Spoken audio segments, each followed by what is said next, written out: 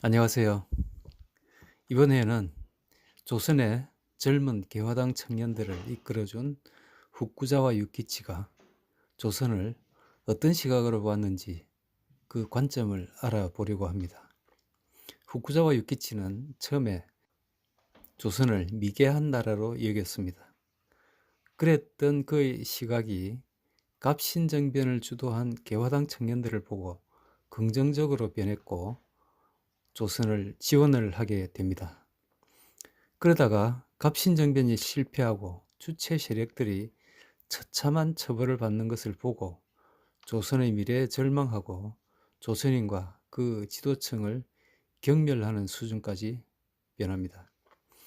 그렇게 변한 그의 시각, 즉 청일전쟁 무렵에 그가 조선을 포함한 동양을 본 관점을 그의 사후 100년이 지난 오늘날 이들 나라에 비추어 보아도 그다지 틀리지 않다는 것을 알 수 있습니다. 그가 동양이라고 언급한 나라들 중에서 먼저 중국을 보는 시선을 오늘날 시진핑이 이끄는 중국 공산당 정권에 조명해 보면 당시 후쿠자와가 경밀하던 그런 모습, 바로 그대로를 떠올리게 합니다.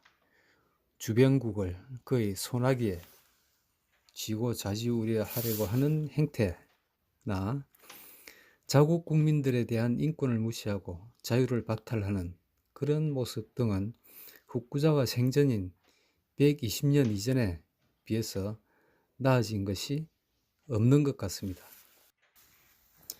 또 인민의 생명을 지켜주지 못하는 나라라고 하는 얘기가 나오는데 그 나라로서는 조선의 후예인 북한이 있습니다. 북한의 세습 사교 체제 역시 독립국가의 자존을 세워주지 못한다는 그런 지적을 그대로 적용할 수 있는 말입니다. 북한은 국민의 생명을 지키는데 어려워서 그러는 것이 아니고 바로 그 사교의 교주를 위해서 국민의 생명을 값싸게 마음대로 이용하고 처분하고 있습니다.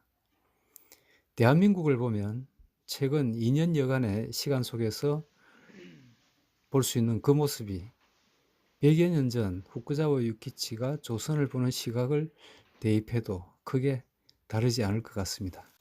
국민의 삶은 그 이전보다 피폐해지고 있고 세계 속에서 한국의 위치는 더욱 떨어지고 있습니다.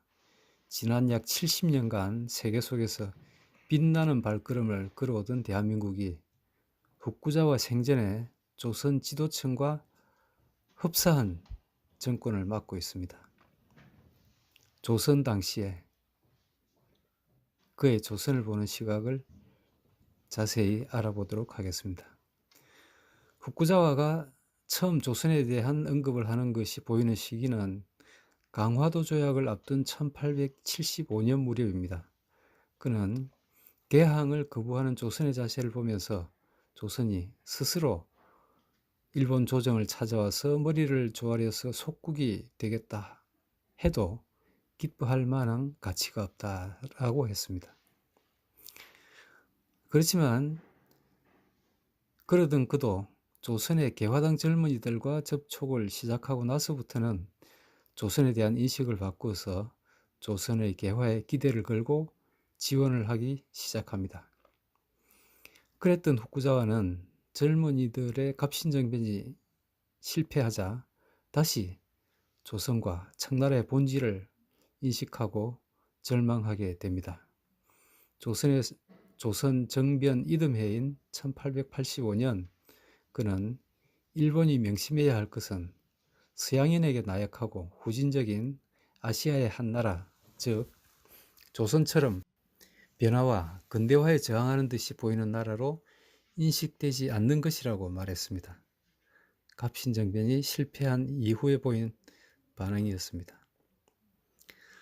다시 초기로 돌아가서 그의 시각을 알아보기로 하겠습니다. 1882년 이모군란이 발발하고 청국 군대가 조선에 주둔을 하자 조선 조정이 외세를 끌어들여가면서 체제 유지에 급급하는 것은 잘못이라고 지적했습니다. 아울러서 대원군 일파의 폐쇄성과 잔인성 역시 배격해야 될 것이라고 주장했습니다.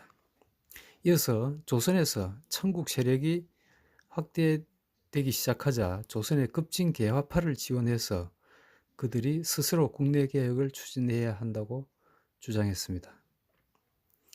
그가 창간하고 발행한 지지신보에 조선의 수구당과 개화당의 갈등을 소개하기도 했고 1882년 3월에는 조선국은 약소국이며 미개하다고 규정하고 미국이 일본에 했듯이 일본이 개화를 유인하고 이끌어야 한다고 하고 일본인 거류민 보호를 위해서 조선에 군대를 주둔시켜야 한다는 주장까지도 했습니다. 그리고 그의 주장대로 본인이 실제로 개화당 젊은이들에게 적극적으로 도움을 주었습니다. 또 조선에 대한 언론 등 문화적 지원, 그리고 유학생 지원, 차관 지원 등을 손수했습니다. 그러다가 그가 기대했던 갑신정변이 실패한 것이 후쿠자와에게 조선에 대한 돌이킬 수 없는 실망과 경멸감이 일어나도록 했습니다. 갑신정변의 실패로 조선의 개혁에 대한 그의 기대는 곧 냉소와 정오로 변하게 됩니다. 조선에서 정변이 실패한 뒤에 개화파 인사들에 대한 혹독한 형벌과 연자제가 시행되는 것을 보고 비분관계했고 아까운 인재들을 잃었다면서 그 소식을 들은 당일은 식음을 전폐하고 대성통곡했다고 합니다. 조금 후에 조선 독립당의 처형이라는 글을 써서 조선의 야만적인 형벌을 비인도적이라고 하면서 규탄했습니다. 그리고 정변 이듬해 8월에는 조선 인민을 위해서 조선 왕국의 멸망을 기원한다 하면서 인민의 생명도 재산도 지켜주지 못하고 독립국가의 자존심도 지켜주지 않는 그런 나라는 오히려 망해버리는 것이 인민을 구제하는 길이다 라고도 했습니다. 어떤 나라가 조선을 점령하든 또 새로운 체제가 들어서든 당시의 조선 왕국은 멸망하는 것만이 조선 백성들을 속박에서 풀어줄 수 있는 지름길이다 라고 내다봤습니다. 그러나 조선에 그가 상상한 지름길이 나타난 것은 시간이 더 필요했었습니다. 고종 정권이 다시 말해서 무너져야 했는데 그 이전에 일본이 정권을 접수해버린 것입니다. 갑신정변이 실패한 것에 충격을 받아서 그가 주변국을 보는 시각은 완전히 바뀌었습니다. 그것이 탈라론으로 나타납니다. 탈라론은 1885년 3월 16일 지지신보에서 그 모습을 드러냈습니다. 탈라론이 나옴으로써 일찍이 후쿠자와가 일본이 동양의 맹주로서 조선과 천국을 문명으로 이끌어야 한다고 또 아시아가 연대해야 한다고 했던 아시아주의적인 주장은 흔적도 없이 사라져버리고 말았습니다. 역시 아시아 민중들은 우매하다고 생각하게 됐고 그들과 함께 문명화하기는 어렵다고 생각하고 일본 주도의 독자적인 활동, 즉 구미 세력과 동등하게 나아가야 한다는 탈아 입구의 생각을 펼치기 시작했습니다. 일본은 그들 나라의 계명을 기다릴 여유가 없다고 했습니다. 나쁜 친구와 친한 자는 그와 더불어 나쁜 평판을 면할 수 없다. 우리는 진심으로 아시아 동방의 나쁜 친구를 사절하는 바이다. 이런 표현을 했습니다. 1890년대 후반에 와서는 조선의 멸망을 예견하기도 했습니다. 그러나 그 조선을 멸망시키는 주체가 일본이라고는 예상하지 못했습니다. 후쿠자와는 조선 정부는 외국의 침입으로부터 자국민을 보호하지 못하며 지배층은 국민의 권익 보호에 관심이 없다. 그리고 일반 백성들조차도 부패와 탐욕, 위법 행위를 자행하는 등 내부적으로도 심각하게 부패해 있다고 지적했습니다. 후쿠자와는 조선의 멸망은 어쩔 수 없는 것이다. 부패한 정권과 척족, 무능한 관리들의 세습과 부정부패판인 정부의 멸망은 당연한 것이라고 했습니다. 결국 조선은 그의 그런 예견에서 벗어나지 못했습니다. 1894년 봄에 삼남지방에서 동학 농민군이 봉기했을 때 후쿠자와는 농민군에 대해서 부정적인 인식을 극히 강하게 드러냈습니다.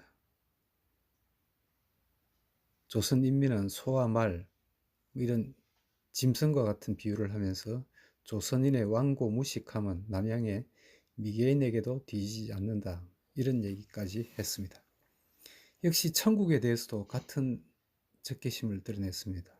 서울에 주둔 중인 천국병을 몰살하라. 이렇게 주장하기도 했습니다. 동학농민전쟁이 막바지에 접어들던 1894년에는 5월 30일자 지지신보 사설에서 동학 세력과 조선 정부의 무능을 지적하면서 일본 정부로 하여금 대책을 세우라고 촉구했습니다. 이렇게 얘기를 합니다. 일본인은 그 소동을 다른 나라의 내정이라고 간과하지 말고 예민한 관찰을 계속하여 그 소동이 심해져서 자국의 힘으로 진압할 전망이 없게 되면 우리 병력으로서 진압의 시료를 거둘 것을 각오해야 한다.